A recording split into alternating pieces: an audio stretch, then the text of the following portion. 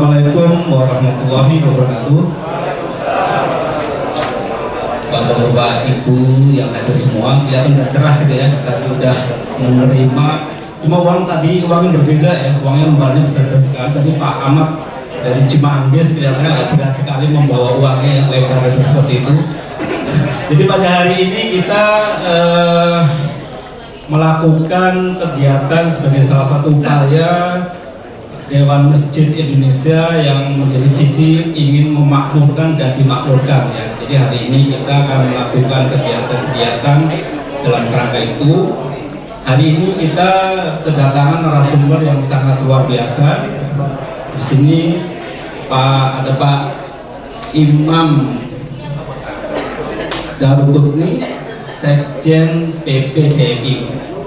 Kita sangat berterima kasih sekali hari ini bisa hadir atas kesibukan beliau menyempatkan DMI Kota Depok dalam melakukan kegiatan pada hari ini. Kemudian ada Pak Tony dari BSI yang nanti akan menyampaikan terkait dengan bagaimana BSI Bank Syariah akan membantu masjid-masjid dalam mengelola keuangan. Jadi mungkin nanti silakan saja kalau ada pertanyaan-pertanyaan terkait dengan pengelolaan keuangan bisa disampaikan. Kemudian tidak lupa ada Pak Kiai I Naseri sebagai DMI Kota Depok. Sebelumnya saya ingin menyampaikan rasa hormat saya atas kehadiran pada hari ini Syekh Iqbal, sesepuh kita, orang tua kita. Mudah-mudahan kita doakan selalu panjang umur, sehat. Amin. Amin. Baik, terima kasih. Jadi pada hari ini kita memang pelatihan manajemen masjid berbasis digital. Jadi memang masjid sebagai pengantar akan saya coba bacakan dari sebuah tulisan.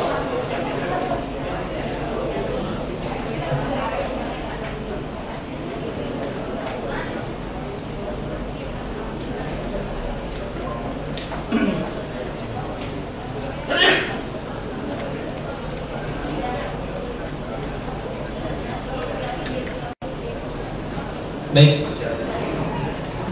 Masjid memiliki posisi dan fungsi paling strategis dalam Islam. Selain sebagai sebuah rumah ibadah, masjid juga merupakan lembaga pendidikan dan pengembangan ekonomi umat Islam.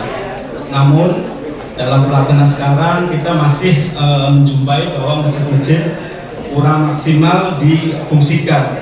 Berbagai upaya, baik pemerintah maupun organisasi-organisasi masyarakat juga perusahaan-perusahaan telah berupaya juga supaya bisa memaksimalkan masjid sesuai fungsinya. Namun upaya-upaya tersebut belum dapat terdistribusi secara luas. Salah satu faktornya adalah masih lemahnya sistem informasi masjid.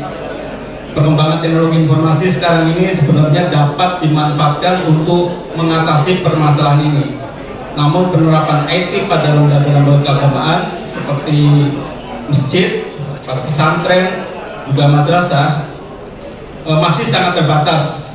Oleh karena itu pada hari ini DMI Kota Depok menginisiasi supaya dapat menerapkan IT untuk memudahkan kita dalam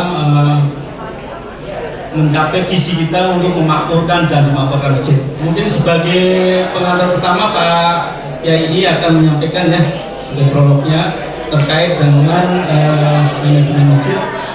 Silakan Pak, 10 menit Pak Kiai ya.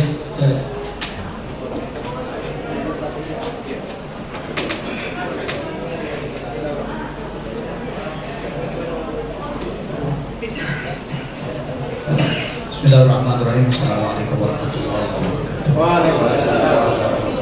Alhamdulillah wa kafa wassalatu wassalamu ala rasulillah Mustafa Sayyidina Muhammadin Mujtaba wa ala alihi wa sahbihi wa man tabi'ahum ila yaumil qiyamah.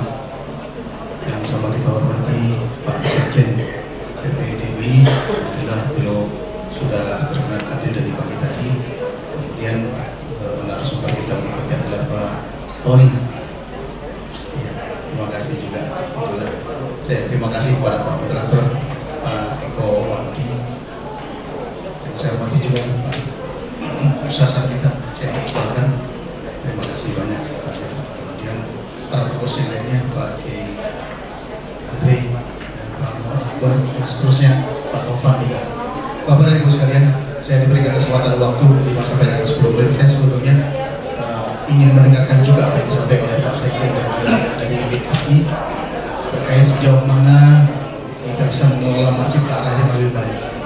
Karena saya yakin bahwa kita semua punya ekspektasi yang sama, bagaimana kemudian masjid ke depannya bukan hanya secara kelembagaan, dia akan menjadi tempat yang layak untuk kita tempati dalam rangka unsur orientasi kita vertikal kepada Allah dalam hubungan ritualitas kita. Tapi bagaimana kemudian masjid itu bisa juga kita jadikan sebagai tempat yang kemudian beliau di sekelilingnya mendapatkan impact positif. Bagaimana kemudian kita bisa menerjemahkan dan menafsirkan sebagaimana hasil muktamar yang lalu ke-7 di Pondok Gede, saya ikut hadir juga, itu mencetuskan dengan tema yang sangat luar biasa, memakmurkan dan dimakmurkan masjid. Bagaimana kemudian kita bisa mengimplementasikan ini? Nah, Bapak dan Ibu sekalian, kalau kita mengacu pada surat At-Taubah ayat 18, Allah sudah menyatakan sebagaimana Qori tadi sudah disebutkan, innama ya'muru masajidallah man amana billahi wal yawmil akhir wa aqama as-salata wa ata az-zakata wa lam yakhsha illallah fa asa ulaika yakunu minal muhtadin. Konseptual ini sudah sama kita pahami, kita pahami betul. Bahkan kita amalkan, kita sering bolak-balik ke dalam masjid. Tapi selama ini juga kita belum pernah berpikir bagaimana kemudian kita bisa menerjemahkan lebih dalam terkait dengan tafsiran wa ta'awanu 'alal birri wat taqwa sebagaimana tadi saya sampaikan. Milieu di sekeliling masjid itu masih, ya ini menjadi sebuah pemikiran kita bersama bahwa ternyata masyarakat yang ada di sekeliling masjid itu harus memiliki nilai yang positif juga, di samping dia bisa memakmurkan masjid dan dia juga bisa bagaimana memberikan impact positif dalam bentuk kesejahteraan buat masyarakat di sekelilingnya. Ini yang sedang kita cari upaya-upaya kita agar supaya masjid yang begitu banyak, Pak Sekjen, di Kota Depok itu tidak kurang dari 1.400 masjid dan mushola. Atas dasar itu kemudian kami berpikir dari waktu ke waktu, dan saya akan bicara kepada seluruh unsur pengurus DNI kota, bagaimana kemudian kita bisa memberikan nilai-nilai positif dalam bentuk kesejahteraan kepada masyarakat yang ada di sekelilingnya. Makanya dalam hari ini kita berupaya berkolaborasi dengan Bank Syariah Indonesia mencari solusi atas berbagai macam kondisi yang ada di masyarakat tersebut. Sudah ada muncul di tengah-tengah masyarakat Kota Depok, ada gerai-gerai kecil memang di situ. Upaya kita awalnya ada dalam rangka menjawab permasalahan yang ada di masjid. Kalau kita merekonstruksi apa yang kemudian pernah dilakukan oleh zaman Rasulullah, kalau menurut Pak Profesor Quraisyah itu ada sekitar 9. Salah satunya adalah masjid bagaimana bisa memberikan jawaban terhadap permasalahan ekonomi yang ada di masyarakat. Ini yang penting sekali. Jadi zaman Rasulullah sudah ada, dulu ada Baitul Mal. Kalau sekarang kita sebut dengan Bank Syariah Indonesia. Jadi bank yang punya orientasi syariah. Nah, ini upaya kita ke depan bagaimana kemudian kita semua, kalau bahasa kita, turun gunung, sama-sama kita memecahkan permasalahan itu dalam konteks ekonomi. Sekarang ini, kemarin kebetulan kami juga masuk di jajaran pengurus Majelis Ulama Indonesia. Terakhir kami mengeluarkan fatwa. Salah satu fatwanya adalah bagaimana kemudian dari dana zakat, wakaf, infak, sedekah itu akan bisa diberikan kepada masyarakat dengan tidak menyalahi aturan syar'i. Atau kalau dalam bahasa kita, fikihnya boleh kita berbeda-beda, tapi di dalam penerapannya kita harus punya dasar yang jelas. Kalau dulu bahkan begini, dialog terjadi di kami. Biasanya masyarakat kalau menyedekahkan sebagian hartanya untuk diberikan ke masjid itu tanpa bicara, dia sedekah saja sudah. Rata-rata kita begitu, apalagi di Jumat. Ada yang 1.000, 2.000, 3.000, 5.000, 50.000, 100.000, dan kita tidak pernah bicara uang itu kita untuk apa. Yang penting uang kita sudah sedekah, selesai. Tapi permasalahan yang muncul di belakang hari adalah jangan sampai kita salah mendistribusikan uang itu tidak pada porsinya.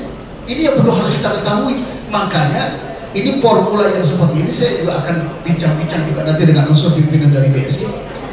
ketika orang mau menyedekahkan masuk ke kris itu, dia harus punya niatan awal. Makanya kan di dalam satu masjid, contohnya menjadi percontohan beberapa waktu yang Pak Yusuf kalah hadiri, itu bahwa dan ibu sekalian, dia punya 9 bendahara yang masing-masing punya tugas dan fungsinya berbeda-beda. Ada yang khusus bendahara menangani masalah gaji. Ini ada Ustaz Musa. Salah satu masjid, kenapa saya katakan menjadi contoh, itu gajinya standar UMK. Kalau nggak salah di dalam 1 bulan perbotnya dapat gaji 4.900.000. Ada 4 orang atau berapa orang sebesar? 6 orang. 6 kali 5 juta udah 30 juta sebulan dia keluarkan. Ini sangat luar biasa. Dan ternyata ketika kami komunikasi secara intens kepada ketua DKM-nya, sengaja itu kita buatkan dengan 9 bendahara itu dengan macam-macam agar masyarakat tidak salah menempatkan sedekahnya. Oh, saya buat pembangunan masjid, tak selesai. Yang satu lagi menyedekahkan untuk pendidikan. Bahkan setiap tahun sebetulnya sebelum terjadi pandemi itu banyak yang diberikan umroh oleh Masjid As-Sa'adah Sukmanjaya itu. Nah, ini saya memberikan apresiasi. Kenapa kemudian dulu Pak Yusuf kalau saya arahkan ke sana, ternyata luar biasa, Pak. Ya, perputaran keuangan itu ratusan juta, ternyata masih kecil, nggak besar. Tapi ternyata empati masyarakat yang ada di sekelilingnya itu sangat luar biasa. Karena kenapa? Uang yang diberikan langsung diberikan kepada masyarakat, langsung diberikan kepada masyarakat. Kenapa sekarang kita mencontoh beberapa masjid yang ada di kita di Indonesia seperti Jumbo Kalian, kemudian kalau nggak salah terakhir Al-Ikhlas di Seragen Solo, kemudian Masjid Munzalan yang sekarang kalau nggak salah luar biasa. Kita datang Pak di bandara dijemput dengan Alphard luar biasa. Dari awalnya tidak punya apa-apa, asetnya sekarang sudah miliaran. Bagaimana itu bisa terjadi? Saya pernah menyampaikan Pak selama 3 tahun kami roadshow di masjid-masjid itu, saya bilang begini, ke depan kita nggak perlu mengeluarkan proposal dalam rangka meraih donasi dari masyarakat. Kita contohkan saja, ketika di tetangga masjid ada orang sakit sebulan tidak ke masjid-masjid, wajar kalau kemudian kita paksakan DKM-nya untuk bertanya, kenapa bisa terjadi? Ditanya, Pak Usman, kenapa? Sudah 1 bulan ini kok enggak? Iya, suami saya. Ditanya pada istrinya, suami saya sudah 1 bulan, 2 bulan, 3 bulan sakit ini. 1 bulan ini memang dia sudah tidak ke masjid lagi. Dia mau ngomong malu, dia nggak ngomong, terpaksa kondisinya seperti itu. Sehingga akhirnya DKM punya keputusan. Apa yang dilakukan? Sudah, Bapak bawa ke rumah sakit, kami tanggung jawab. Ketua DKM-nya punya keputusan seperti itu. Keluarlah nilai angka 25 juta untuk pembiayaan sampai 10 dia. Akhirnya suara ini menggaung kemana-mana. Ketika gaungan suara itu didengar oleh masyarakat sekitarnya, bahkan tetangganya, yang terjadi apa? Luar biasa ketua DKM masjid, katakan masjid A atau masjid B. Orang sakit sampai sembuh dibiayai oleh apa? Oleh masjid. Tapi jangan salah penempatan porsi zakat atau wakaf yang dikeluarkan khusus buat sosial. Nah, jemaah sekalian, nggak terjadi apa? Berbondong-bondong orang datang ke masjid untuk memberikan sumbangsihnya, dananya. Akhirnya apa yang terjadi? Dia nggak keluarkan proposal. Orang tahu sudah, ternyata uang itu dikembalikan kepada umat, uang itu dikembalikan kepada Allah. Jadi nggak perlu proposal lagi. Setiap kali di kegiatan, mereka sudah bisa memberikan lagi kepada masyarakat yang ada di sini. Akhirnya sejahtera. Yang tadinya sekolah, mereka terputus di tengah jalan dibiayai oleh DKM. Kemudian orang sakit, ya orang mau nikah juga sama. Atau mungkin di sini ada yang mau nambah lagi, tinggal ngomong ke DKM. Kalau berani, iya. Kelihatannya Pak Akbar udah tunjuk tangan. Iya. Nah, fenomena seperti ini harus kita aplikasikan untuk di tengah masyarakat. Agar kenapa? Masjid bukan hanya bagus pada sisi fisik yang kita bangun, tapi bagaimana kemudian memberikan impact positif pada sisi ekonomi masyarakat di sejahtera. Kedepannya sudah tidak ada lagi orang miskin di tengah-tengah kota yang mereka sebetulnya berhimpitan dengan masjid. Itu yang kita inginkan ke depan. Ya, saya berharap yang hadir di sini DKM, pimpinan-pimpinan DKM ke depan punya empati yang sama. Bagaimana upaya kita ke depan ya bisa ikut sama-sama merasakan pedihnya masyarakat dan kita bisa bantu, dan nanti dengan bantuan tersebut akan memberikan dorongan juga kepada masyarakat, mereka mau beribadah dengan baik. Mereka juga kalau sudah sehat, mampu dan seterusnya, mereka juga akan bisa membantu lagi, feedbacknya akan balik lagi. Bahkan ada suatu contoh Pak, saya dengar dari sahabat saya, disekolahkan dia sampai dengan S3 doktor, kemudian dia sekarang bekerja dan sekarang menjadi salah seorang direktur di sebuah kementerian. Apa dia bilang? Saya menjadi begini, saya menjadi seorang direktur, menjadi eselon 2 kata dia, karena sebab saya dibiayai oleh DKM. Sekarang apapun yang DKM minta untuk saya, pala buat kaki, kaki buat pala, saya akan belain. Luar biasa. Ini kita inginkan ke depan. Kalau ini bisa dicetuskan, saya yakin tidak ada lagi orang-orang yang miskin, terutama di kalangan kita. Mungkin ini sekedar prolog saja. Insya Allah kita dengarkan bersama nanti apa yang disampaikan oleh Pak Sekjen dan juga dari BSI. Terima kasih. Agar supaya sama Pak, saya ngomong Pak Sekjen tadi, Muhammadiyah dengan NU harus sama. Kalau Muhammadiyah itu wabillahi taufiq wal hidayah, tapi kalau NU wallahul muwaffiq ila aqwamit thoriq. Makanya saya sambut Pak, wabillahi taufiq wal hidayah, wallahul muwaffiq ila aqwamit thoriq. Wassalamualaikum warahmatullahi wabarakatuh. Baik, terima kasih Pak Kiai atas paparannya. Jadi ada satu hal yang menarik yang perlu saya catat bahwa masjid harus dapat memberi efek positif untuk kesejahteraan di sekitarnya. Poinnya itu terus dilanjutkan, jangan salah cara ya untuk melakukan atau tujuan yang dicapai tersebut. Jadi 2 poin itu yang menjadi catatan paparan Pak Kiai. Kita akan ada 1-2 pertanyaan atau usulan mungkin. Ya, Assalamualaikum warahmatullahi wabarakatuh. Kiai ini mungkin bagaimana kalau dibuatkan satu program, satu masjid itu misalnya punya dana abadi 1 juta, 1000 masjid kan sudah 1 miliar ya, tapi itu akan ada magnetnya kalau dikelola dengan benar, jujur. Nah itu nanti bisa meningkatkan ekonomi umat, penggunaannya dan lain sebagainya dimusyawarahkan. Mungkin kalau pengurusnya itu terjamin transparansi, saya kira masjid-masjid semua akan merespon dengan baik ya. Kalau 1 tahun misalnya 3 kali, udah uangnya besar, sehingga misalnya mana bangun masjid, mana pesantren, mana ada yang sakit, mana ada yang ini, benar-benar ke masyarakat yang membutuhkannya, insya Allah. Demikian, Assalamualaikum warahmatullahi wabarakatuh. Baik, terima kasih. Saya mungkin langsung ditanggapi Pak Kiai. Terima kasih Syekh Iqbal yang sudah memberikan masukan buat kita sekalian. Saya pikir ini sebuah usulan yang sangat bagus Bapak Ibu sekalian. Jika saja suatu masjid mereka berkomitmen, memang nanti kita akan coba secara konsensus kebersamaan Syekh Iqbal, kita akan buatkan satu lembaga yang ini bisa dipercaya. Ya bisa dipercaya, kita transparan bersama-sama. Kalau memang ini bisa disepakati, ini ada 100 masjid yang hadir hari ini, kita punya komitmen saja, karena memang itu dasarnya bukan uang kita, uang yang disedekahkan oleh masyarakat kepada kita.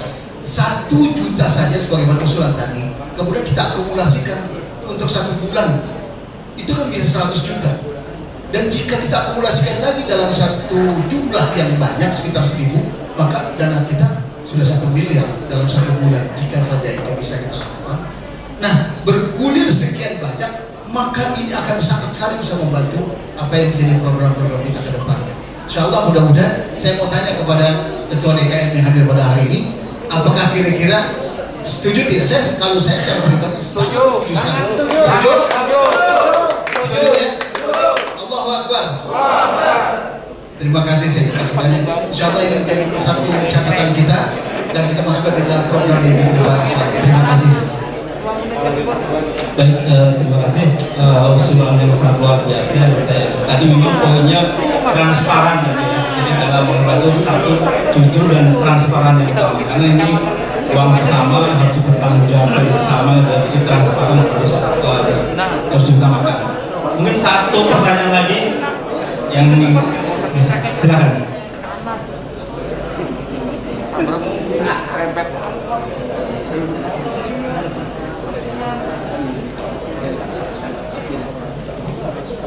sebutkan nama dan asal masjidnya ya. Assalamualaikum warahmatullahi wabarakatuh. Saya Cecep Saifuddin, Ketua TKN Masjid Al-Qawi. Terima kasih Kiai, saya pakai bukan dan hadir. Yang ingin saya bukan komentar ya, yang saya ingin usulkan waktu bulan kemarin saya itu sudah pernah ke Jogokarya. Saya juga sudah pernah diskusi dengan teman-teman ACT, teman-teman DNI. Gimana sih caranya ini untuk mau memajukan masjid kami yang ada di Depok. Nah di sini mungkin kita ini harus merubah paradigma, Ustaz. Karena perpikiran kita ini ngurus masjid itu 25%, ngurus yang lain itu 75%. Padahal kunci dari keberhasilan itu ketika saya dapatkan dari dua masjid, dari Masjid Al-Falah, Pak Kusnadi, kebetulan kawan baik saya itu yang di Seragen, dan Ustadz Jazir, Muhammad Jazir juga Ketua Sulawesi Jogokarya. Coba kita para DKM ini, karena memang tugas kita kan berat, sangat berat, dan di sini memang apa ya, bisa nggak kita di sini? Coba saya minta kepada Ketua DMI untuk memajukan UMKM. Karena UMKM ini saya lihat ini sangat signifikan untuk membangun umat di lingkungan masjid. Karena di sana juga ada dua hari, Sabtu dan Minggu itu mereka itu mendapatkan voucher. Jadi pengeluaran voucher ini kalau nggak salah itu sekitar sampai 10.000 voucher, ada 100 voucher, 1.000 voucher itu dia nggak 100 voucher itu dengan harga 1 voucher itu Rp10.000. Jadi yang masuk ke masjid itu tuh dikasih belanja di UMKM itu, jadi simbol spiritualisme gitu loh. Ini sangat membangun sekali. Ini ada terobosan seperti itu. Nah saya di sini juga ingin minta kepada bapak-bapak senior ini, khususnya yang seperti saya kan baru anak kemarin nih, yang saya lihat itu sangat bagus Pak. Saya rasa sih kalau misalnya ini yang sekarang saya lihat ini banyak pengusaha yang tidur, yang tidak bisa digedor oleh pengurus masjid tadi.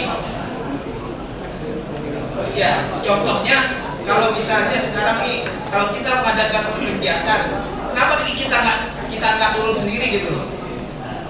Misalnya keadaan istilahnya kayak pengajian, kenapa sih kita nggak mau untuk konsumsinya kita yang muatkan pengurus masjid tadi gitu loh, untuk mencontohkan kepada umat yang lain. Nah ini itu dia pertanyaan, cuman itu saya ingin coba dari Pak DMI itu coba menghidupkan UMKM lingkungan masjid, khususnya wilayah Depok, itu untuk disosialisasi. Assalamualaikum warahmatullahi wabarakatuh. Waalaikumsalam. Baik, terima kasih. Ini juga usulan Pak Kiai ya. Ini memang kelihatannya gayung bersambut ya dari tadi Pak Syekh Iqbal kan terkait dengan tadi ada pengumpulan dana yang nanti dipergunakan untuk apa gitu ya. Tadi ada usulan bagus juga, artinya untuk dipergunakan mengembangkan UMKM ya. Memang ada sedang masjid yang memang memberi voucher, terus masyarakat sekitar UMKM bikin pasar kaget situ, kemudian belanja di situ, jadi saling menguatkan. Mungkin silakan Pak Kiai, ada yang ingin ditanggapi. Terima kasih. Saya pernah diundang ke Masjid Al-Qawi. Ternyata memang kenapa Al-Qawi Pak, itu komplek militer di situ. Komplek militer yang alhamdulillah sempat juga terjadi gesekan karena memang pimpinannya dari militer Pak di situ. Makanya alhamdulillah kemarin kita selesaikan masalah itu dan sekarang sudah tuntas Pak ya. Sudah selesai alhamdulillah. Repot Pak kalau dengan TNI baru mau pistol. Ya alhamdulillah. Ya terima kasih usulannya. Kita sudah punya satu Pak, DMI Mart. DMI Mart kita punya. Memang sekarang perjalanannya tidak optimal karena memang saya sebetulnya mau mengangkat UMKM tadi. Siapa saja di antara kita punya produk dan produk itu hasil handicraft-nya kita yang kemudian kita pasarkan dan kita sudah punya ruko sendiri, sudah ada kita, dan alhamdulillah sudah berjalan. Dan sini ketuanya Pak Kiai Saifuddin, dan alhamdulillah Bapak dan Ibu sekalian sekarang ini belum berjalan secara optimal karena memang kita banyak keterbatasannya Pak. Insya Allah mudah-mudahan ke depannya kita akan bangun itu lebih baik, dan insya Allah apa yang jadi harapan kita Pak, kedepannya masjid ini di semua komponen yang ada bisa maju karena sebab munculnya UMKM yang berorientasi kepada pembangunan masjid dan juga kesejahteraan masyarakat. Terima kasih Pak. Insya Allah mudah-mudahan ini jadi catatan kita juga bersama. Baik, terima kasih untuk sesi pertama. Karena waktunya kita ada narasumber lain ya yang luar biasa yang kita harapkan nanti bisa memberi efek positif tadi yang Pak Kiai disampaikan untuk kesehatan sitarnya. Aplaus untuk sesi pertama Pak Kiai. Untuk selanjutnya ke Pak Imam Darukunis selaku Sekjen PPDMI. Kita mohon arahan juga ke DMI Kota seluruh PKM ya untuk bisa seperti tadi memberikan efek positif terhadap sekitarnya. Silakan Pak Kiai. Bismillahirrahmanirrahim. Assalamualaikum warahmatullahi wabarakatuh. Waalaikumsalam warahmatullahi. Alhamdulillah, alhamdulillah jami'an hamidin. Sallallahu wasallam ala khair khalqih sayyidina Nabiyyina Syafi'i Maulana Muhammadin Nabi wa Rasulih wa alihi wa sahbihi wa alaina jami'an tabi'i wa tabi'in amma ba'du. Yang sama-sama kita hormati Syekhuna kita Syekh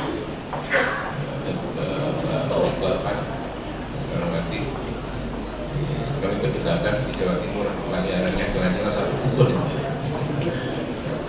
Jadi mudah-mudahan selalu panjang umur. Umur yang karim karena lumayan bahasa Jawa itu. Ya lumayan tadi 80 saat atau silakan saja juga doanya juga apa namanya usulannya juga mudah-mudahan Allah menambahkan semua kebaikannya. Agar narasumber Pak Tony dari BSD, Pak Eko Waludi, kemudian Pak Kiai Haji Dr. Nasri Muhammad, ya, Ibu Bapak para mukarramin, para DKM masjid maupun takmir yang ada di sebelah ini. Sebenarnya yang disampaikan oleh Pak Kiai Nasri ini karena Dewan Masjid mestinya sudah mewakili. Jadi ini jeruk makan jeruk. Jadi kalau di Alfiyah itu ada baik begini, watak terdiri terdiwai di sukti fa'iqwatan Alfiyah kami mukti bahwa bisa bertempai sudah ilah mustawjibun karena yang jamilah. Jadi Alfiyah itu ada dua, satu Alfiyahnya Ibnu Mukti yang duluan, yang kemudian Alfiyahnya Kiai Ibnu Malik. Nah, Ibnu Malik mikir ini perlu membuat, tapi karena sudah didahului oleh Ibnu Mukti, maka walaupun bagus itu tetap aja yang baik itu tetap Ibnu Mukti lah. Saya itu Ibnu Malik tadi. Jadi walaupun mungkin saya bagus, tidak lebih bagus daripada Ibnu Mukti dan Pak Nasir. Ini nasib selalu nomor 2 itu begitu. Juga itu penyanyi, walaupun penyanyi kalau yang pertama walaupun suara jelek, yang asli itu KW, tapi yang kedua tetap KW aja gitu. Jadi saya KW aja. Inilah nasib yang kedua ya. Baik.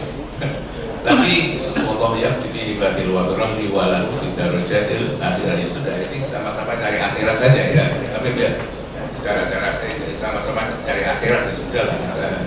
Jeruk dimakan jeruk atau jeruk sama-sama jeruk ya. Ini. Baik, kalau kita mau bicara tentang memakmurkan dan dimakmurkan masjid sampai pada konteks sekarang ini, Pak, ini sekarang itu ada ya, lembaga-lembaga yang bisa memakmurkan atau bicara tentang kemakmuran itu sekarang itu adalah lembaga ekonomi dan juga keuangan. Itu sebenarnya kalau keuangan tentang perbankan ini ya BSI. Jadi bank syariah udah besar, ya kan? Maka sebelum sampai sini kita ke masalah historis yang pertama dulu pada zaman Nabi.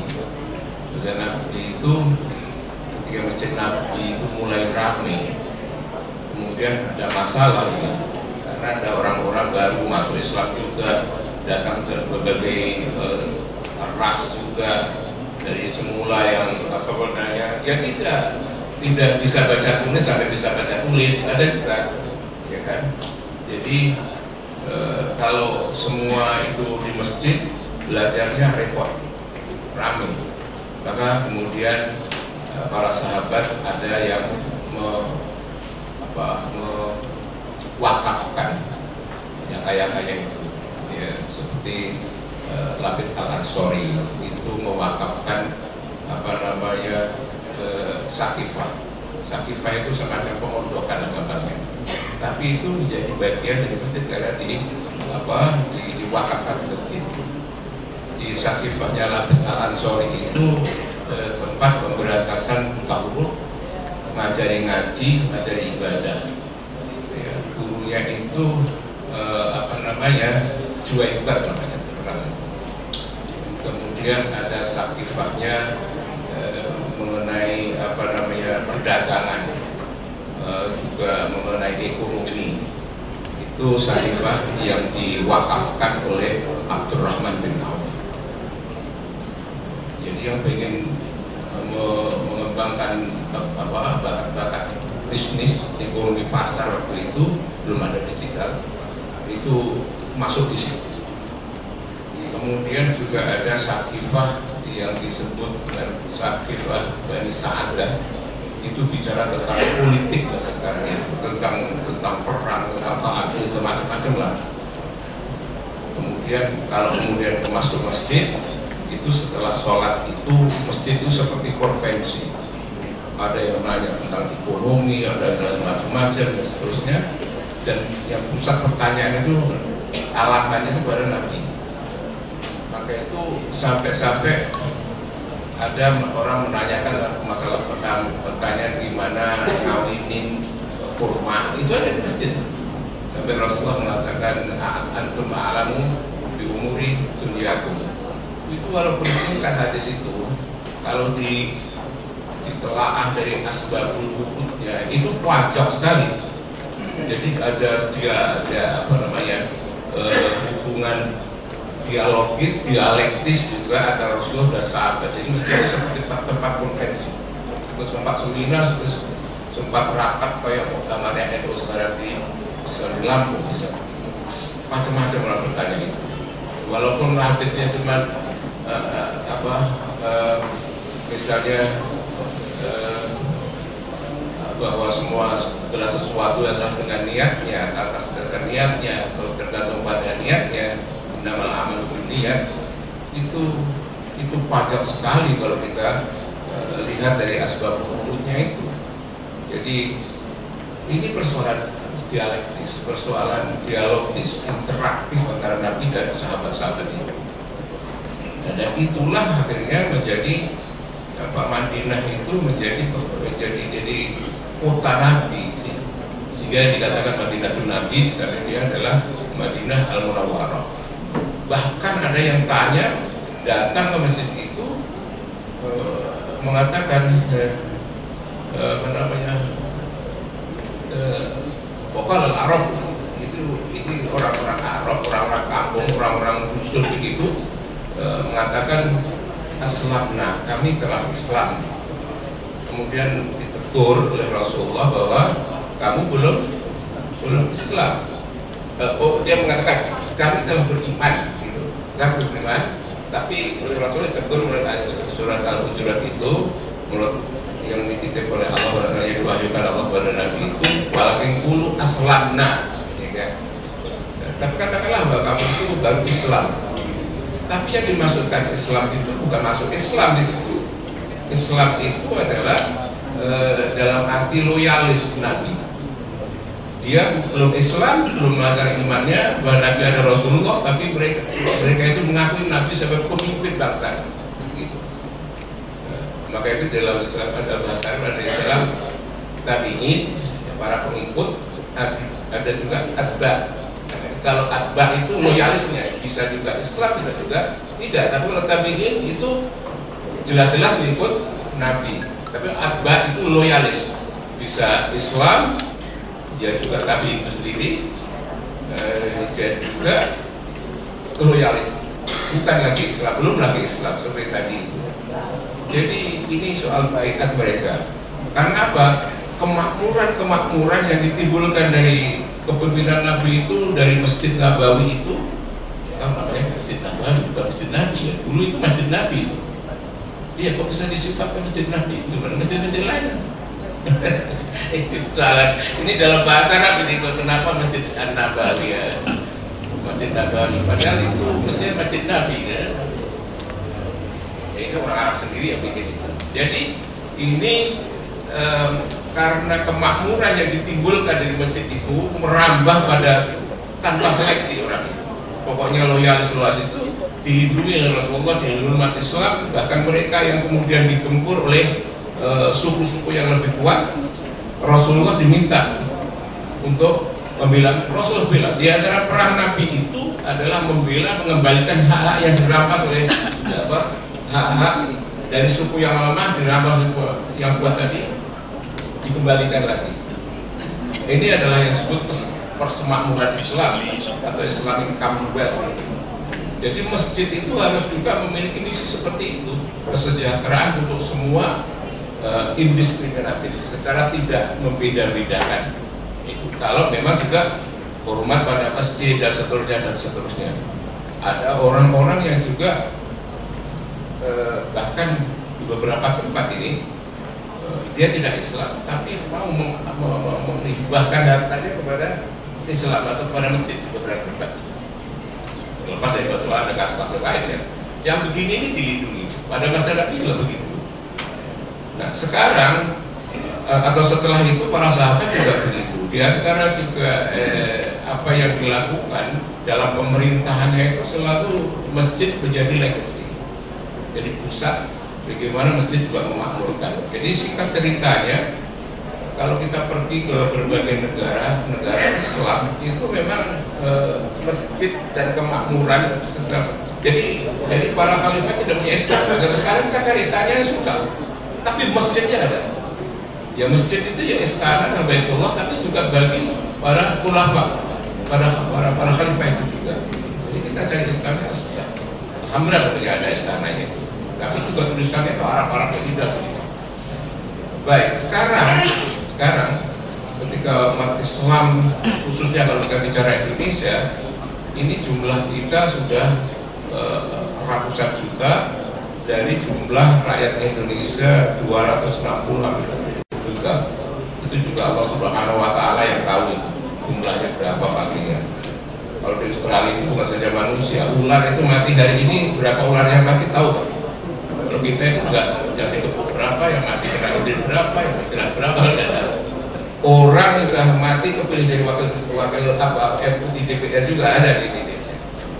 Terus ya, masjid juga begitu, jumlahnya banyak. Dihitung dari jumlah manusia Indonesia itu,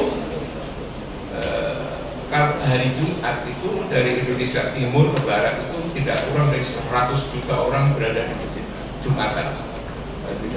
Itu potensinya besar sekali. Kalau masjid kita ada 400.000 saja, ada yang sampai sekian ya, 400 itu saja Jumatan, dengan kota amal sekitar 200.000 setiap masjid, itu sudah 80 miliar juga. Kalau 1 bulan ya 80 kali 4 saja, potensinya besar. Tapi bagaimana ini, tetap saja bahwa sekitar masjid memiliki kantong-kantong kemiskinan. Jadi Dewan Masjid tidak menginginkan lagi ada kantong kemiskinan di sekitar masjid. Maka itu semboyan mereka adalah memakmurkan dan dimakmurkan masjid. Nah, gap yang ada di sekarang ini adalah bank kita sudah besar, ya kan? Merger. Ancaman dari potensi yang besar itu adalah bahwa kita, ini ancaman, potensi ancaman maksudnya, bahwa bank yang besar nanti itu justru melayani konglomerasi dan juga korporasi yang besar. Ya tentu saja itu ya, karena itu lebih menguntungkan mungkin kan, kreditnya juga triliunan. Tetapi yang harus kita titipkan ini juga bersar dari umat juga, karena itu lewat MOU dengan DMI ini, dengan juga potensi masjid yang besar tadi itu. Ini juga bukan saja gratis, tapi ini juga sebagai upaya memperkuat bank kita pada waktu yang sama. Pada waktu yang sama juga bank itu juga harus memberikan perhatian juga pada basis-basis ini, umat ini juga nantinya harus begitu. Dan ini kita lakukan memang untuk mencari kemuliaan dan juga kesejahteraan.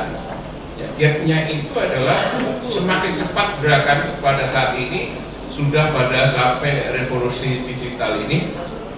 Kalau kita semua yang potensinya kayak besar tadi itu tidak memiliki kekuatan atau potensi-potensi yang literat, yang melek terhadap sistem baru ini, KRIS misalnya disebut sebagai KRIS itu apa, quick response code ya. Quick response code itu kita bangun tidur tidak usah cari pola amal kan, tetapi bisa dengan HP dan seterusnya. Itu juga mempercepat kita ya satu, proses transparansinya juga lebih terjamin. Yang kedua juga kesejahteraan umat mungkin lebih terkonsolidasi lagi, nanti semuanya itu akan mengikut. Pada waktu yang sama juga nanti terjadi konsolidasi yang kita harapkan.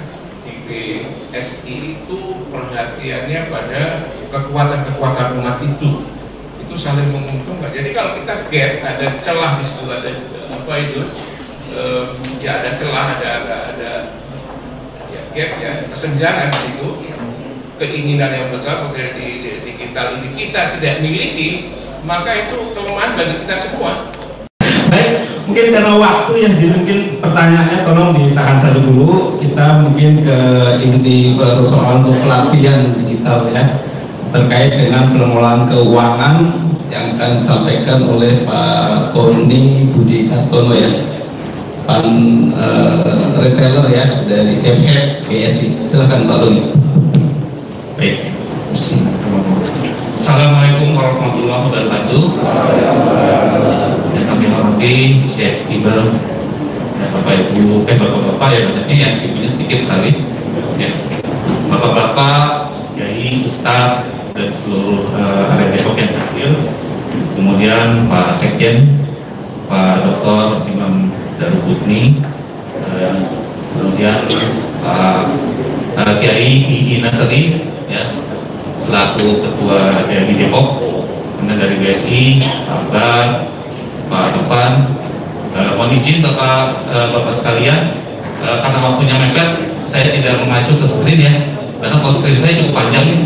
Ya, saya akan sampaikan garis besarnya saja. Nanti lebih banyak kita diskusi. Ya, saya Tony, sudah diperkenalkannya, saya dari Bapak Pusat. Kebetulan saya sekarang mendapat tugas proyek khusus dari direksi, yaitu mengawal pertumbuhan dana masjid. Ya, jadi ini BSI kan gabungan nih, Bapak sekalian. Kita gabungan dari 3 bank syariah, ya, yang tadi sudah dipaparkan oleh Pak Anton. Jadi kita ada 3 bank syariah. Dan alhamdulillah per 1 November secara resminya kita menjadi satu entitas, baik entitas secara legal, secara hukum maupun operasional. Jadi walaupun secara hukumnya sejak 1 Februari, tapi operasionalnya waktu itu masih terpisah-pisah, gitu ya. Tapi alhamdulillah per 1 November kemarin kita sudah menjadi satu entitas. Nah, arahan pertama dari Pak Dirut kami, yaitu Pak Heri Gunadi, beliau langsung mengarahkan kami dari jaringan yang terutama dari cabang-cabang untuk segera bergerak ke masjid. Ya, jadi arahan pertama beliau itu. Jadi kita harus memperkuat segmen Islam khusus masjid. Kenapa beliau mengarahkan ke masjid? Karena yang pertama itu masjid mengelola dana umat. Itu alasan pertamanya. Nah, seharusnya dana umat itu harusnya ditaruh di tempat yang seharusnya gitu ya, yaitu dana yang tidak tercampur dengan riba. Seperti apa contohnya? Contohnya seperti haji dan umroh. Ya, haji dan umroh oleh pemerintah clear sekali bahwa dana umat untuk berhaji atau umroh itu wajib ditempatkan di bank syariah. Bank konvensional sudah tidak ada proporsi lagi Pak. Itu kan ada, itu sama dana umat juga. Jadi dengan dana masjid sama-sama Pak. Dana haji dan umroh itu sama dengan dana masjid. Oleh karenanya kami sekarang bergerak seluruh Indonesia serentak Pak. Setelah kita menandatangani MOU ya dengan DMI pusat, ya kita langsung bergerak ke DMI seluruh wilayah karena kita ingin mengamankan dana umat dulu, agar dana umat itu ditempatkan di tempat yang semestinya, yaitu di tempat yang tidak ada riba. Ya, itu menjadi PR kami, gitu ya. Jadi ini menjadi bukan hanya dari sisi bisnis Pak, Kalau dari sisi bisnis tadi oleh Pak Imam tadi disebutkan, kami lebih baik cari korporat besar itu dari sisi bisnis Pak. Tapi kami tidak berpikir seperti itu, gitu ya. Jadi kenapa kami hadir di sini? Karena kami memikirkan dana umat Pak. Dana umat itu harusnya ada ditempatkan di bank syariah. Kenyataannya seperti apa? Berdasarkan data yang kami miliki, dari kurang lebih kalau di data Kemenak itu ada 280.000 masjid. Ya, tapi sebetulnya realnya lebih besar dari itu Pak. Kurang lebih kalau berdasarkan NU, kurang lebih 700.000 masjid waktu itu ya kami sempat berdialog dengan NU. Berapa yang ditempatkan di bank syariah? Di bank syariah kami yang terbesar ini saat ini ya, baru 22.000 masjid. Jadi kurang lebih hanya 10% dari umat itu dan masjid yang ditempatkan di bank syariah. Sisanya kemana? Mungkin ada yang memang ditaruh di bantal, gitu ya, belum, atau ditaruh di propak, belum di masjid, belum di bankan. Tapi mayoritas kami yakin masih berada di bank konvensional. Nah ini menjadi PR besar bagi kami. Mudah-mudahan kami bisa membantu bapak-bapak untuk segera menempatkan dana amanah ini, dana umat ini di tempat semestinya. Dan insya Allah kami juga concern Pak terhadap ekonomi masjid. Walaupun memang karena ini pencapaian pertama ya di tahun ini, jadi maaf mungkin produk-produk kami masih belum bisa memenuhi seluruh harapan dari bapak-bapak sekalian. Tetapi minimal kita sedang berusaha dulu setahap demi setahap. Kita berusaha untuk mempermudah layanan dulu. Melalui apa? Yang pertama melalui layanan digitalisasi, ya, seperti KRIS tadi, ya. Kenapa KRIS gitu ya? Karena orang mau donasi itu harusnya pintunya kita buka selebar-lebarnya. Betul ya bapak-bapak sekalian ya? Jangan dibatasi Pak. Kalau di propak pintunya kecil Pak, cuma segini Pak, gitu ya. Kita buka Pak. Kalau propak kan kecil tuh, yang masuk tuh cuma berapa lembar aja ya. Kita harus buka itu pintu itu. Supaya apa? Supaya orang yang melihatnya donasinya besar, orang harus dipermudah untuk bisa donasi. Kalau kebetulan ada orang sholat di masjid, propaknya ternyata ada di dalam masjidnya dikunci, ya. Padahal dia lagi sholat di masjid pengen donasi, nggak bisa kan? Dengan adanya ditempel seperti ini di pinggir-pinggir masjid, nanti orang bisa dengan mudah untuk melakukan donasi, ya. Tidak harus nyari propaknya gitu, ya. Dengan cara dari seluruh sistem yang ada itu sudah terkoneksi ke KRIS Pak. Mau banknya bank apapun, ya, mau pakai GoPay, mau pakai OVO, semua sudah bisa langsung donasi dengan satu KRIS saja. Ini teknologi yang luar biasa Pak. Teknologi KRIS ini insya Allah ini menjadi teknologi masa depan kita. Kalau bapak-bapak sekarang masuk ke mall, naik kendaraan umum kan kita udah pasti langsung pakai KRIS ya Pak ya. Nanti mungkin 5-10 tahun ke depan itu kartu juga nggak ada Pak. Yang sekarang pakai kartu ATM, ada kartu e-money, ada kartu macam-macam. Itu nanti teknologinya akan digantikan oleh KRIS pelan-pelan ya, bertahap. Nah, insya Allah dengan masjid nih kita menjadi pengawal ya, apa yang mengawali teknologi ini. Mudah-mudahan nanti 5 tahun lagi orang makin terbiasa dengan teknologi ini. Jadi mau donasi mau apa udah pakai KRIS semua. Jadi ini merupakan teknologi yang luar biasa. Kita manfaatkan dan kita berikan secara gratis ya. Jadi kalau KRIS untuk industri, untuk usaha itu ada biaya-biayanya, tapi untuk masjid tidak ada Pak, kita gratiskan. Dan untuk pembukaan rekeningnya bapak-bapak nggak usah ada setoran dulu ya. Nanti kalau mau untuk yang setoran untuk pembukaan awal silakan setorannya 0, kita gratiskan juga. Jadi tinggal isi aplikasi aja ya. Untuk masjid yang sudah terkoneksi dengan SIMAS-nya Kemenak, tidak perlu lagi pakai surat apa-apa, tinggal KTP pengurus, ketentuan pengurus, ketetapan pengurus ya, itu saja, itu udah langsung bisa buka rekening. Kita berusaha untuk melakukan deregulasi lah, mempermudah untuk persyaratan buka rekening. Jadi bapak-bapak yang hadir di sini mau mewakili dari masjid masing-masing, silakan nanti dalam proses pembukaan rekening bisa langsung buka rekening dan hanya isi aplikasi tanpa setoran awal ya. Kemudian kita bisa langsung daftarkan KRIS-nya, insya Allah akan lebih mudah, akan lebih cepat prosesnya nanti kita bantu. Kemudian yang kedua mengenai bagaimana kita memonitor keuangan masjid. Kita ada fasilitas net banking ya. Nah, jadi digitalisasi itu sangat berguna untuk kita mengurangi pekerjaan manual. Jadi mulai dari proses-proses menerima dana sampai mengeluarkan dana itu semua diwakili oleh teknologi. Jadi KRIS itu pintu gerbang untuk kita menerima dana. Untuk mengeluarkan dana, misalnya gaji margot ya, itu kita juga ada teknologi namanya net banking yang bisa dimanfaatkan oleh bapak-bapak. Jadi setelah buka rekening nanti selain KRIS-nya ada net bankingnya juga. Nah itu menjadi catatan-catatannya itu kalau kita mengeluarkan melalui net banking itu tercatat dengan baik, akuntabel ya. Jadi kita bisa dimonitor, bisa dilihat ya oleh semua pihak gitu ya. Jadi jangan pakai cash. Jadi untuk bayar misalnya gaji marbot itu bisa transfer dananya pakai net banking tersebut. Net banking bisa digunakan kapan aja, 24 jam. Ya, jadi tidak perlu banyak tunai lagi. Itu yang kedua. Jadi kita ada teknologi net banking.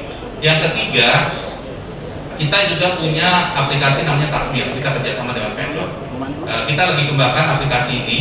Nantinya aplikasi ini bisa berfungsi ya sebagai media komunikasi antar masjid dan jamaah. Yang pertama itu, jadi nanti masjid punya akun di situ, kemudian di-follow oleh jamaah-jamaahnya. Nah, masjid bisa share kalau ada kegiatan-kegiatan itu akan update di dalam aplikasi tersebut. Ya, jadi jamaahnya tahu. Ya. Kemudian masjid juga tahu siapa aja jamaah-jamaahnya. Selama ini kan nggak punya database nih, masjid siapa aja sih jamaahnya, bisa nggak dihubungi dari masjid kepada jamaah? Ya, nah nanti dengan adanya akun tersebut di dalam aplikasi Takmir, insya Allah itu menjadi jembatan buat masjid berkomunikasi langsung dengan jamaah. Nah nantinya nextnya kita akan kembangkan aplikasi tersebut, sistem pencatatan keuangan masjid itu bisa diakses lewat aplikasi tersebut. Ini sedang kita kembangkan. Jadi yang penting Bapak store aja semua rekening yang dari Propak store ke dalam rekening Bapak, nanti otomatis sudah update tuh di dalam aplikasi tersebut saldo kas masjid yang bisa diketahui oleh seluruh jamaahnya, gitu ya. Nanti insya Allah kita lagi kembangkan ini, tapi memang belum selesai. Ya, jadi aplikasi ini nantinya insya Allah akan sangat membantu untuk komunikasi, untuk mengupdate informasi-informasi, untuk mengajak jemaah berdonasi juga nanti kita akan masukkan dalam aplikasi ini. Nah, kemudian itu yang ketiga. Yang keempat, untuk meningkatkan keuangan masjid, kita sudah mendapat izin dari BI dan OJK mengeluarkan namanya BSI Smart. Itu laku pandai. Jadi masjid nanti akan kita prioritaskan untuk mendapatkan layanan ini. Jadi dengan layanan ini maka masjid bisa melayani jamaah dalam pembelian pulsa, misalnya token listrik, ya buka rekening dan sebagainya. Masjid menjadi agennya bank. Nah di sini nanti kita akan sharing fee base, sharing keuntungan antara bank dengan masjid. Ya nanti kita kasih user ID-nya segalanya. Masjid bisa bisa mengakses sistem bank dengan aplikasi ini. Nanti masjid bisa mendapatkan fee base. Insya Allah mudah-mudahan ini bisa menambah keuangan masjid. Ya otomatis sudah meningkatkan keuangan masjid. Mudah-mudahan masjid menjadi mandiri secara ekonomi. Itu yang keempat. Yang kelima, BSI sudah juga memiliki izin dari pemerintah untuk menyalurkan KUR. Ya barangkali nanti ada usaha-usaha yang bisa kita bantu, kita bisa berkoordinasi. Ya tapi memang kita mengelola dana umat, dana masyarakat pasti ada persyaratannya, harus sesuai dengan persyaratan yang ditetapkan. Jadi memang tetap harus ada analisa, kajian dan sebagainya.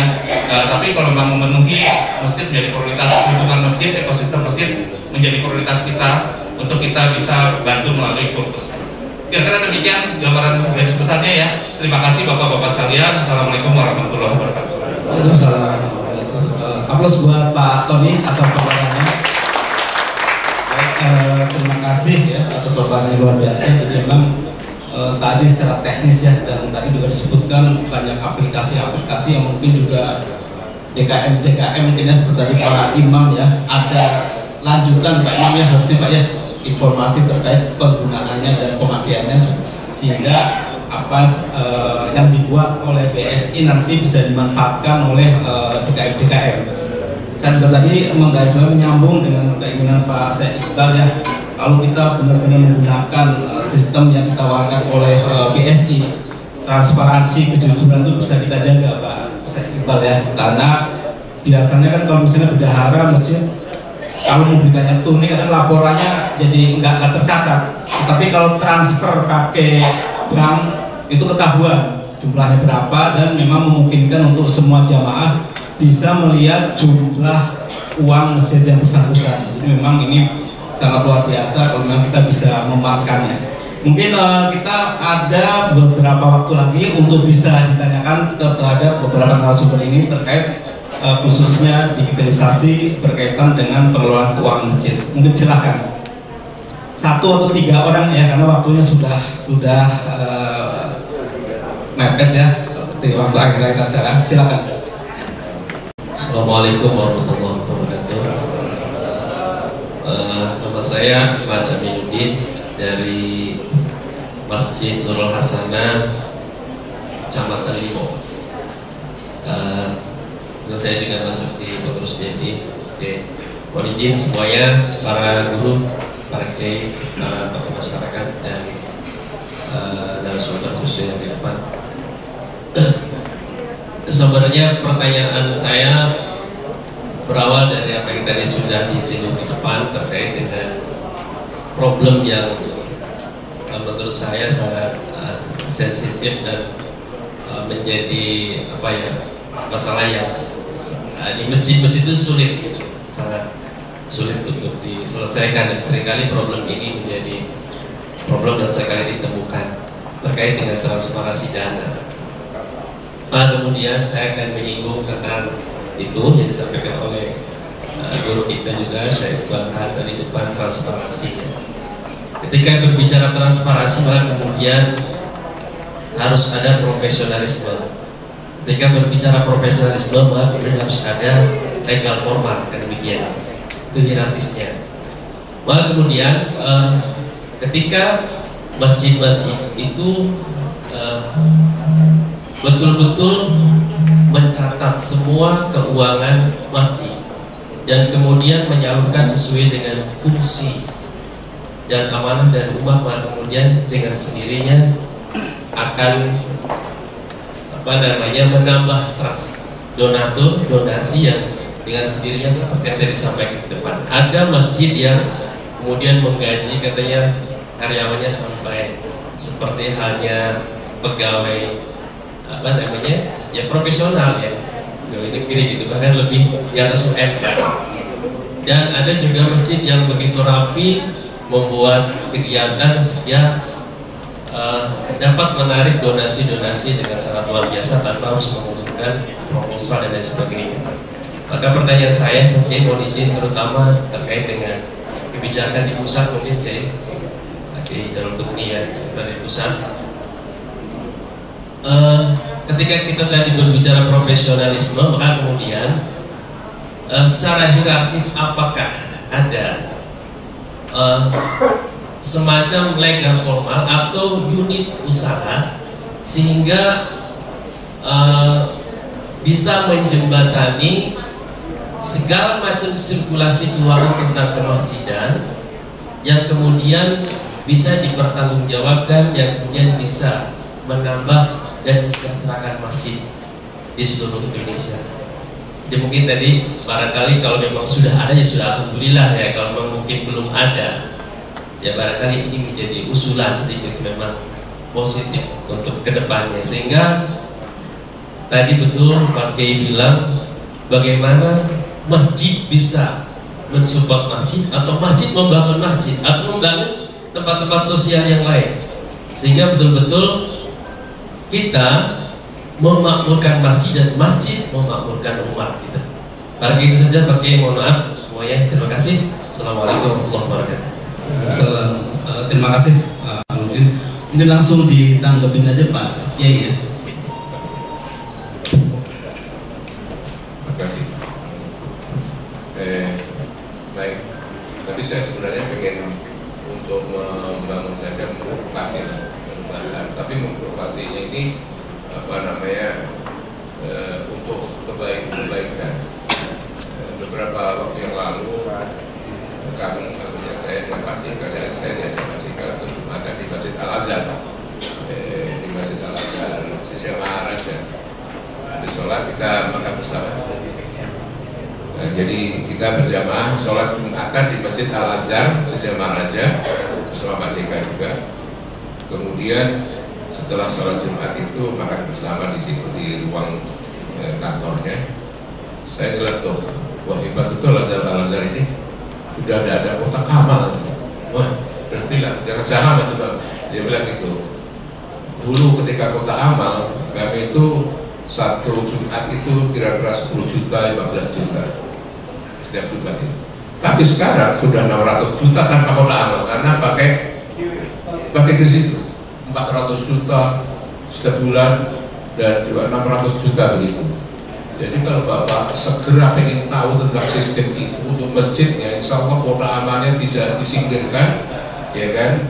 Tapi itu tetap jalan daripada Pak Kotak gambar burung itu, ya kan? Rame masjidnya, Kotak ada 10 baris, 10 kota amal, kotak, gambar burung semua. Tapi itu ya memang surga Ustaz, ya kan? Insya Allah. Terus Bapak ngusung lagi ke bank, nuker lagi yang receh jadi lembaran, ongkos lagi untuk transportasi 1 juta misalnya begitu kan, atau beberapa. Nah ini kan tanpa kota amal tapi malah duit masuk banyak begitu. Karena sistem ini akan menambah kemakmuran, dan sekarang itu kalau kita kurang di dalam mengejar pengetahuan keterampilan ini, kita akan tertinggal. Dan ke dunia ke depan akan semakin maju. Karena itu cepat-cepatlah kalau bisa kita mohon khusus pada untuk dilaporkan ke BSI Pusat pada Pak Heri Gunadi khusus mengenai orang yang membawa surat dari masjid untuk mengurus bank itu, kalau bisa jangan dilambat-lambati. Surat fasilitas cepat gimana caranya sehingga nanti di masjid itu segera dipasang barcode itu supaya nanti orang beramal disosialisasikan sendiri. Para jamaah itu cepat beramalnya. Jadi Bapak tidak perlu kurang amal, tapi uangnya lebih banyak begitu. Nah ini karena itu sekarang itu menjadi lebih cepat, lebih dapat gitu. Ini yang penting di dalam forum ini. Adapun mengenai rencana dalam bersifat programatis lainnya mengenai apa tadi termasuk proses pemakmuran, intinya bahwa kalau kita memiliki atau semakin mengembangkan sistem organisasi kita, maka DMI ini akan terus menjembatani bagaimana proses pemakmuran masjid itu akan benar-benar terjadi. Masjid harus menjadi pusat masyarakat, Pak. Tadi ada pemikiran yang termasuk baru atau lama yang diperbarui itu, misalnya masjid menjadi yang dulu kan masjid itu dijauhkan dari pasar, sampai ada hadis yang diintroduksi terus, tempat bagus itu adalah masjid, tempat kubu itu adalah pasar. Itu ketika kami juga dijogokannya dengan Pak Jika, Pak Jasir itu menyampaikan hadis itu, mungkin uraiannya kurang jelas bagaimana itu, Pak Jika pasti kasih waktu langsung protes, Pak, saya kira hadis itu dhaif. Karena Nabi kita yang mulia itu juga alumni pasar. Masa beliau menjelaskan di pasar? Tidak mungkin itu sampai begitu. Ya, prosesnya ya dia benar. Tapi ini perlu uraian. Sampai di naik mobil, kita dengan Pak Jika ke mobil diajak, dan Pak Kures, Pak, ini ada hadis begini, langsung dibentukkan beliau oleh Pak Jika. Hadisnya begini bahwa masjid itu tempat terbaik dan pasar tempat berkumpul. Saya pikir ini hadis dhaif. Ya betul. Pak Jika langsung Pak Kures langsung begitu. Kan betul kan ya. Jadi maksudnya mungkin betul. Tapi dari sudut memang pasar itu juga tanpa seleksi. Itu ada kambing, ada macam-macam. Dari sudut itu kan mungkin kemudian ada juga soalan goror di situ antara tengkulak pedagang dan juga pembeli yang lain, ada gorornya. Pasti tidak ada goror, mungkin maksudnya di situ yang harus dijelaskan, yang tidak sampai di situ. Terus karena itu Pak Jika ingin juga mendekatkan pasar itu harus dekat masjid, sehingga masjid itu menjadi termasuk bagaimana kita membangun semacam social engineering begitu pasarnya, membangun masyarakat Islam yang bazari kira-kira gitu. Jadi masjid itu juga tidak dijauhkan dari pasar. Maka ketika di masjid masa pidatonya Anika Husunati, begitu di Cina At-Tijarah Sunnati. Lah gimana ini? Kita nggak, padahal dua-duanya sunnah Nabi. Yang nggak pernah kawin salah baca malah. Anika Husantai, bukan Sunnati, santai. Saya bacanya sama. Tulisannya sama, bacanya salah. Jadi, dan ini jadi maksudnya bahwa masjid harus menjadi pusat masyarakat. Menjadi pusat masyarakat itu ya ibadahnya sebutkan tadi. Kemudian juga ada sistem masyarakatnya, apa namanya, fasilitas termasuk dana. Nah nanti Pak, saya kira rancang bangun dari masyarakat masjid itu harus ditumbuhkan dengan beberapa fasilitas di masjid itu. Kalau yang konvensional ini sekarang kan masjid, serambi, kemudian tempat wudu, mandi dan sebagainya. Menurut buku yang dicetak baru oleh Dewan Masjid Indonesia, itu arsitektur masjid di Indonesia yang kita harapkan di samping masjid itu nanti juga ramah lingkungan karena akan menghadapi krisis energi. Masjid itu nanti juga hemat energi, mungkin tidak pakai AC, sudah cukup sejuk, sudah dingin dan sebagainya. Tapi di samping itu juga di masjid itu nanti landscape-nya, atau apa landscape itu ya, tata ruangnya juga bertambah. Ada konsultasi perbankan, ada masalah kesehatan. Jadi orang itu, dokter ada di situ. Itu sudah sekaligus memberikan income kepada masjid. Kalau misalnya BSI buka masjid, buka cabang atau buka kantor kas saja di masjid, itu ada konsultasi tentang keuangan perbankan atau kredit dan sebagainya. Masyarakat semakin tercerahkan, bisa berani, tidak jauh-jauh dari kehidupan itu, dia semakin memiliki etos profesional yang semakin kuat. Maka juga masjid mendapatkan income juga dari sewa kantor itu, walaupun ini juga sama-sama menguntungkan. Karena itu ke depan inilah yang akan kita bangun, dan beberapa hal nanti itu termasuk program-program yang harus ditumbuhkan, dirancang sehingga masyarakat itu kembali ke masjid. Dari masjid kemudian kembali masyarakat lagi, seperti itu. Dan ini kalau soal profesionalisme ya, ada satu ayat ya, misalnya kita sering sebutkan itu, lil fuqara alladziina usiru fi sabilillah la yastati'una darban fil ardh yahsabuhumul jahilu aghniya'a min at-ta'affuf.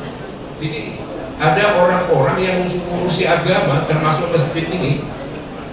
Orang masjid itu kan nggak boleh kumuh, ya, walaupun tidak punya, dia dikasih kepercayaan sebagai merbuat, pakaiannya juga bersih, tampil najis begitu. Padahal dia nggak punya uang. Nah, ini orang-orang ini disangka punya uang. Ayat mengatakan yahsabuhumul jahilu akhirnya disangka. Orang yang nggak tahu, ya yahsabuhumul jahilu yang nggak tahu, yang jahil yang nggak tahu, ini menyangkanya orang ini wah berduit ya, kerjaan nggak ada, ngurusin masjid terus, padahal dia miskin. Nah, maka Allah menyebutkan itu bahwa apa disebut sedekah, zakat dan sebagainya termasuk gaji profesional ya, itu bisa difikirkan untuk orang ini. Jadi kayak masjid di Mekah, di Madinah, gitu. Apalagi masjid Haram atau Masjid Nabawi, itu gajinya ratusan juta imam masjid itu. Tapi ya harus hafal Quran betul. Di masjid atau Jami' Muhammad Ibas itu juga gajinya besar itu, bukan ngapal Quran dulu situ siang malam ya, 5-6 orang sebagai imam nggak rawatib, tapi nggak diurus ke masjid Pak. Itu ada negara ngasih itu. Jadi kita juga harus memikirkan lah, para DKM itu pemikiran profesional. Maka itu misalnya jadi ketua masjid itu kalau perlu ada semacam apa itu namanya itu perjanjian profesionalnya. Anda bisa menghasilkan, misalnya ya, menghasilkan kota amal kira-kira 50 juta enggak? Siap. Gajinya berapa? Nggak mungkin 5 juta, 10 juta loh dia. Ya. Dia berpikir tentang Kristus dan seterusnya, itu bisa mengalami multiplikasi, berlipat ganda kenaikannya itu tidak masalah. Tapi program-programnya itu sedikit saya cerita, satu saat saya pernah berkunjung di masjid di Kawasan Abu Muhammad sana. Masjid itu mengalami kemakmuran luar biasa. Lampu tidak pernah mati 24 jam. Anak-anak juga belajar situ, ibu-ibu melahirkan itu ke rumah sakit tidak bayar, orang masuk di ruang tidak bayar, semua dibayar di masjid. Ya kan? Orang yang nggak punya uang atau apa nggak merasa kelaparan, kalau siang makan ke masjid pasti makan. Karena masjid itu orang makan pakai piring besar, pakai sampah bahasa kita itu, makan bareng. Nah, ini masjid memberikan layanan seperti itu. Dan tetapi berbeda dengan masjid kita. Tidak boleh makan di masjid, tidak boleh tidur di masjid, anak-anak tidak boleh main di masjid. Ini masjid terus jadi apa ini kan? Itu daripada kita ngurus masjid bener ya, ini supaya ini aja kerjaannya masjid itu kunci ketika ada sholat, kita sholat dibuka lagi. Nah, ini tidak ngurusi masjid ya, ngurusi diri sendiri nih. Karena itu masjid yang ramah lingkungan termasuk ramah anak-anak itu singkirkan semua pengumuman-pengumuman yang menakutkan itu. Jadi masa anak-anak dilarang di masjid atau dilarang. Yang penting itu kan ya buanglah sampah pada tempatnya. Itu maksudnya harus ada kotak sampahnya di situ. Di Masjidil Haram itu antara adzan dan iqamah biasa orang makan juga biasa masjid Pak. Nah, itu kalau kita lagi beruntung juga duduk itu dapat nasi kebuli. Iya dapat nasi kebuli itu. Tapi kalau kayak cuma kurma dan sebagainya yang lain-lain, kan itu juga orang menarik-narik untuk makan bersama itu. Inilah masjid yang harus kita bangun. Jadi masjid masyarakat betul. Jangan dijauhkan. Jangan masjid terima amal koplaknya, tapi tidak boleh anak-anak main di situ.